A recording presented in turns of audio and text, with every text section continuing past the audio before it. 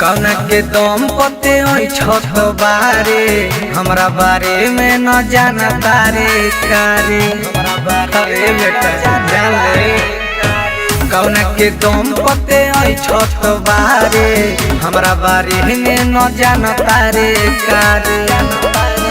तोरा लेखा के तना हमारा धमकी देता सुन बेटा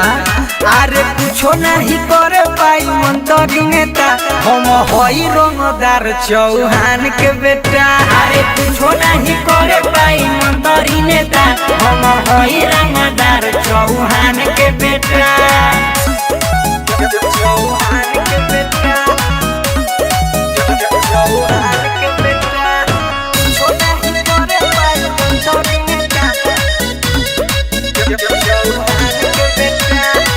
हमरा आगे बेटा जदी अगर रहिबे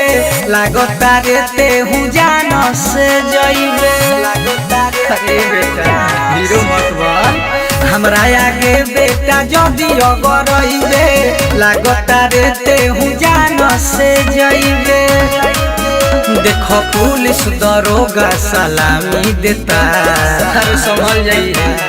कुछो नहीं करे पाई मंत्री नेता हम हई रंगदार चौहान के बेटा अरे कुछो नहीं करे पाई मंत्री नेता हम हई रंगदार चौहान के बेटा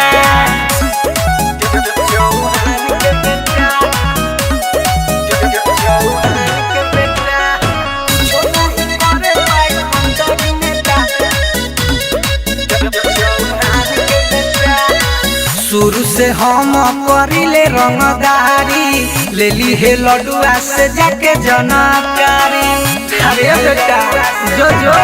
ले ली हे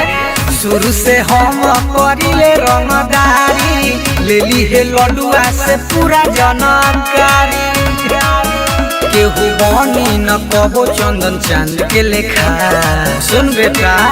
अरे कुछो नहीं करे पाई मंत्री नेता हम हई रंगदार चौहान के बेटा अरे कुछो नहीं करे पाई मंत्री नेता हम हई रंगदार चौहान के बेटा।